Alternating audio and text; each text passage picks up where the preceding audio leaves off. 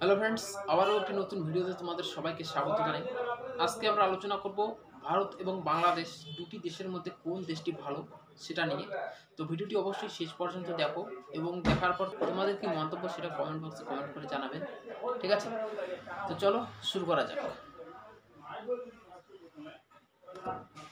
Economic বা অর্থনীতির একটি তুলনামূলক পার্থক্য দেখাবো। তো প্রথমে আমরা ইন্ডিয়া ও বাংলাদেশ সম্পর্কে জানবো, এরপর আমরা পার্থক্যটি শুরু করব। তো শুরুতে যদি আমরা ইন্ডিয়া নিয়ে কথা বলি, ইন্ডিয়ার অফিসিয়াল নাম হচ্ছে দ্য রিপাবলিক অফ ইন্ডিয়া। ভৌগোলিক আয়তনের বিচারে এটি দক্ষিণ এশিয়ার সবথেকে বড় এবং পৃথিবীর 7 নম্বর সবথেকে বড় দেশ। অপরদিকে জনসংখ্যার বিচারে এই দেশ পৃথিবীর সবথেকে জনবহুল এবং পৃথিবীর সর্বোত্তম গণতান্ত্রিক রাষ্ট্র। দেশটির পশ্চিম সীমান্তে পাকিস্তান, উত্তর পূর্বে চীন, নেপাল ও ভুটান এবং পূর্ব দিকে বাংলাদেশ ও মিয়ানমার অবস্থিত। দেশটির মোট আয়তন হচ্ছে 32,87,263 বর্গ কিলোমিটার এবং বর্তমানে ইন্ডিয়ার জনসংখ্যা প্রায় 145 কোটি। ইন্ডিয়া দেশটি ধর্ম এবং ভাষাগত দিক দিয়ে অনেক বিচিত্র। দেশটিতে আছে বিভিন্ন ধর্মের মানুষের বসবাস। তবে দেশটির প্রায় 80% মানুষ হিন্দু ধর্ম এবং প্রায় 15% মানুষ ইসলাম ধর্মে বিশ্বাসী।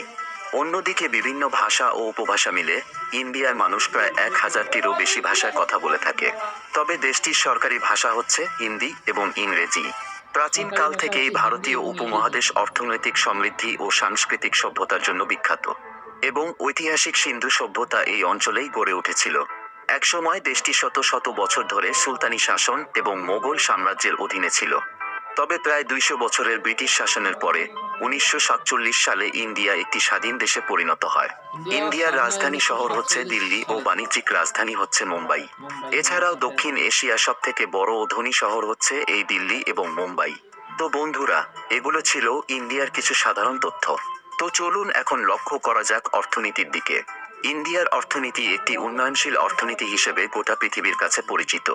2024 সালের তথ্য অনুযায়ী বর্তমানে ইন্ডিয়ার মোট জিডিপি হচ্ছে প্রায় 4000 বিলিয়ন মার্কিন ডলার এবং বর্তমানে ইন্ডিয়ার একজন সাধারণ মানুষের মাথাপিছু আয় বা জিডিপি পার ক্যাপিটা হচ্ছে 2730 মার্কিন ডলার। মাথাপিছু আয় র্যাঙ্কিংয়ে পৃথিবীর মধ্যে ইন্ডিয়া রয়েছে 136তম স্থানে। ইন্ডিয়ার অর্থনীতির প্রধান উৎসগুলো হচ্ছে কৃষি, বস্ত্রশিল্প, হস্তশিল্প এবং উৎপাদন ক্ষেত্র। এছাড়াও বর্তমানে দেশটি আইটি সেক্টরে এক বিশাল প্রসিদ্ধি লাভ করেছে।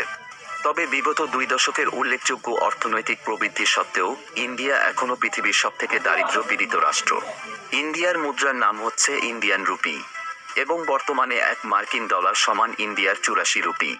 বর্তমানে বিশ্ব সামরিক র্যাঙ্কিংয়ে ইন্ডিয়া রয়েছে 4র্থ স্থানে এবং ফিফা র্যাঙ্কিংয়ে ইন্ডিয়া রয়েছে 124 নম্বর স্থানে। তবে ইন্ডিয়ার মানুষের সবথেকে জনপ্রিয় খেলা হচ্ছে ক্রিকেট। ইন্ডিয়ার অন্যান্য বড় শহরগুলো হচ্ছে কলকাতা, চেন্নাই, হায়দ্রাবাদ, ব্যাঙ্গালোর ইত্যাদি। তো বন্ধুরা, এগুলো ছিল ইন্ডিয়ার ইনফরমেশন। তো এখন চলে যাওয়া যাক বাংলাদেশের ইনফরমেশনে। বাংলাদেশের অফিসিয়াল নাম হচ্ছে পিপলস রিপাবলিক অফ বাংলাদেশ। আয়তনের ভিত্তিতে এটি দক্ষিণ এশিয়ার 4র্থ সবথেকে বড় এবং পৃথিবীর 94তম বড় দেশ।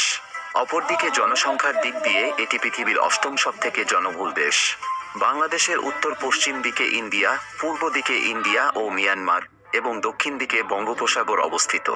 বাংলাদেশের মোট আয়তন হচ্ছে 1,48,460 বর্গ কিলোমিটার। তবে আয়তন হিসেবে বাংলাদেশের জনসংখ্যা তুলনামূলক অনেক বেশি। বর্তমানে দেশটির জনসংখ্যা প্রায় 17,29,00,000। বাংলাদেশ মূলত একটি ইসলাম প্রধান দেশ এবং বর্তমানে দেশটিতে প্রায় 92% মানুষ ইসলাম ধর্মের অনুসারী। এছাড়াও বাংলাদেশে প্রায় 7% হিন্দু ধর্মের অনুসারীও রয়েছে। বাংলাদেশের রাষ্ট্রভাষা হচ্ছে বাংলা। 1947 সালে ভারত বিভক্ত হওয়ার পরে এই অঞ্চলটি পূর্ব পাকিস্তান নামে পরিচিত ছিল। এরপর পশ্চিম পাকিস্তানের শোষণ, বৈষম্য ও নিপীড়নের বিরুদ্ধে সশস্ত্র সংগ্রামের মধ্য দিয়ে 1971 সালে একটি স্বাধীন দেশ হিসেবে প্রতিষ্ঠা লাভ করে বাংলাদেশ। বাংলাদেশের রাজধানী হচ্ছে ঢাকা এবং বাণিজ্যিক রাজধানী চট্টগ্রাম। জনসংখ্যার দিক দিয়ে ঢাকা হচ্ছে পৃথিবীর অন্যতম একটি জনবহুল শহর। দিল্লি ও মুম্বাইয়ের পরেই ঢাকা হচ্ছে দক্ষিণ এশিয়ার সবথেকে বড় এবং ধনী শহর। বন্ধুরা, এগুলো ছিল বাংলাদেশের সাধারণ কিছু তথ্য। তো চলুন এখন চলে যাওয়া যাক অর্থনীতিতে। ইন্ডিয়ার মতো বাংলাদেশও একটি দ্রুত উন্নয়নশীল অর্থনৈতিক দেশ হিসেবে পরিচিত। বর্তমানে বাংলাদেশের অর্থনীতির অন্যতম উৎস হচ্ছে কৃষি, পোশাক শিল্প এবং প্রবাসী রেমিট্যান্স। তো 2024 সালে বাংলাদেশের মোট জিডিপি হচ্ছে 455 বিলিয়ন মার্কিন ডলার এবং বর্তমানে বাংলাদেশের মানুষের জিডিপি পার ক্যাপিটা হচ্ছে 2684 মার্কিন ডলার। জিডিপি পার ক্যাপিটা আয় র্যাঙ্কিংয়ে পৃথিবীর মধ্যে বাংলাদেশের অবস্থান 144 নম্বরে। বাংলাদেশের মুদ্রার নাম হচ্ছে টাকা এবং 1 মার্কিন ডলার সমান বাংলাদেশি প্রায় 118 টাকা। বাংলাদেশ পৃথিবীর মধ্যে নদীমাতৃক দেশ হিসেবে প্রচুর বিখ্যাত। এ দেশের মন জুড়ানো প্রাকৃতিক সৌন্দর্যের কারণে প্রতি বছর পৃথিবীর বিভিন্ন দেশ থেকে বহু পর্যটক এখানে ভ্রমণে আসে। বর্তমানে বিশ্ব সামরিক র্যাঙ্কিংয়ে বাংলাদেশের অবস্থান 37 নম্বরে এবং ফিফা র্যাঙ্কিংয়ে বাংলাদেশ রয়েছে 183 নম্বর অবস্থানে। তবে বাংলাদেশের মানুষের সবথেকে জনপ্রিয় খেলা হচ্ছে ক্রিকেট। বাংলাদেশের অন্যান্য বড় শহরগুলো হচ্ছে খুলনা, গাজীপুর, রাজশাহী, সিলেট, নারায়ণগঞ্জ ইত্যাদি। বন্ধুরা, বাংলাদেশের মানুষ যদি নিজের দেশের সাথে দুর্নীতি করা কমিয়ে দিতে পারত, তাহলে উন্নত এবং অর্থনীতির দিক দিয়ে বাংলাদেশ আজ থাইল্যান্ড বা মালয়েশিয়ার কাছাকাছি অবস্থান করতে পারত।